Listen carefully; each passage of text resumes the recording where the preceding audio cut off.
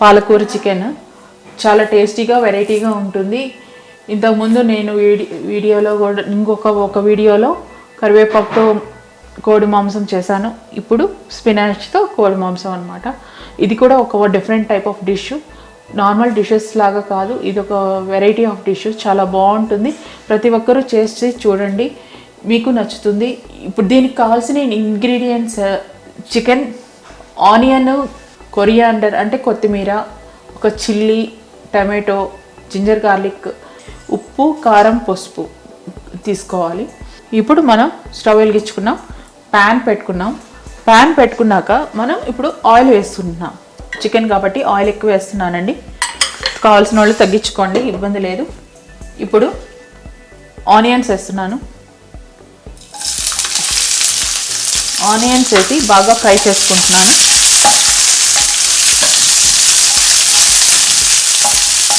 Onions బాగా fry అయిన తర్వాత మనం కొంచెం పసుపు వేసుకుందాం. మనం చికెన్లో కూడా లైట్గా కొంచెం వేసుకున్నామండి హాఫ్ బాయిల్ చేసినప్పుడు. దీంట్లో కూడా కొంచెం వేస్తున్నాను నేను. వద్దనుకునే వాళ్ళు ఒక్కసారి వేసుకోండి చాలు, డబుల్ టైం వేయబడలేదు. నేను కొంచెం టర్మరిక్ వేస్తే కొంచెం మంచిదని వేస్తున్నానండి.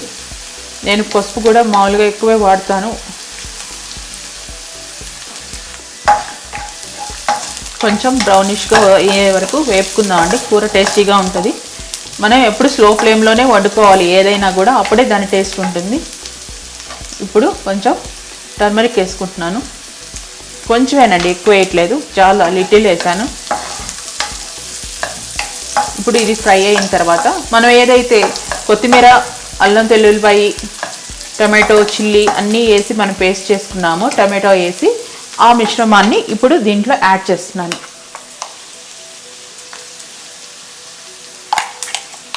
ఫస్ట్ హాఫ్ వేసుకోండి. బాగా ఫ్రై అవ్వండి.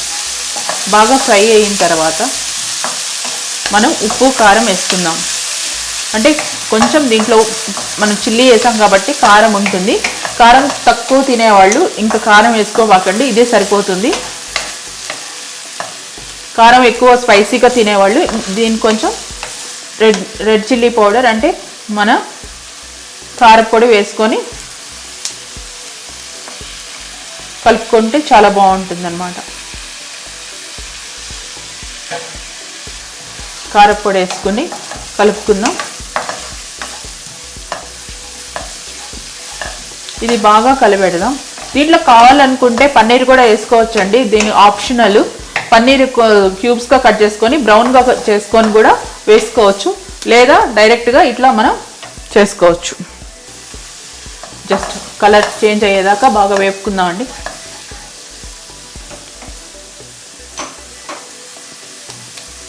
ఇప్పుడు చికెన్ వేస్తున్నాను. కొంచెం కలర్ మారింది.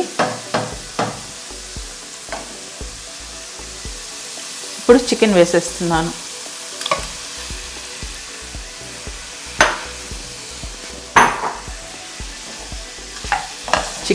చికెన్తో పాటు మనం బాయిల్ చేసుకున్న ఏవైతే వాటర్ ఉంటుందో ఆ వాటర్ కూడా వేసుకుంటున్నానండి. నేను వాటర్ తీసి పెట్టుకున్నాను, ఆ వాటర్ని ఇప్పుడు యాడ్ చేసుకుంటున్నాను.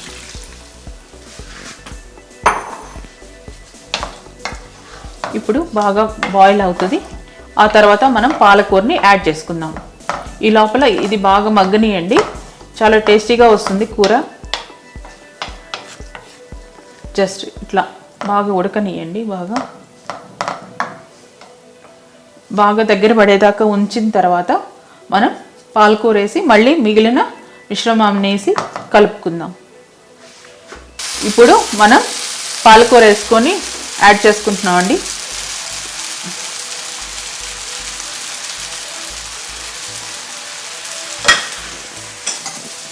ఇప్పుడు దగ్గర పడింది కదా, ఇప్పుడు పాలకూర వేసుకొని జస్ట్ ఒక 2 minutes ఉంచి మగ్గిపోతుంది.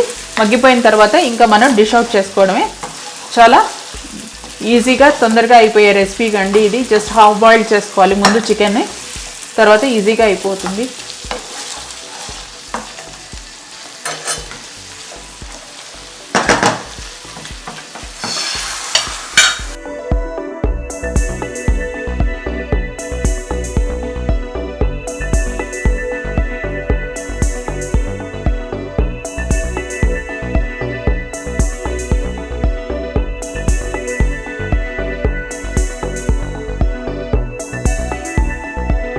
మన నోరూరించే పాలకూర చికెన్ రెడీ అండి. చాలా టేస్టీగా ఉంటుంది. ప్రతి ఒక్కరూ ట్రై చేయండి. నెక్స్ట్ వీడియోలో మళ్ళీ కలుద్దామండి.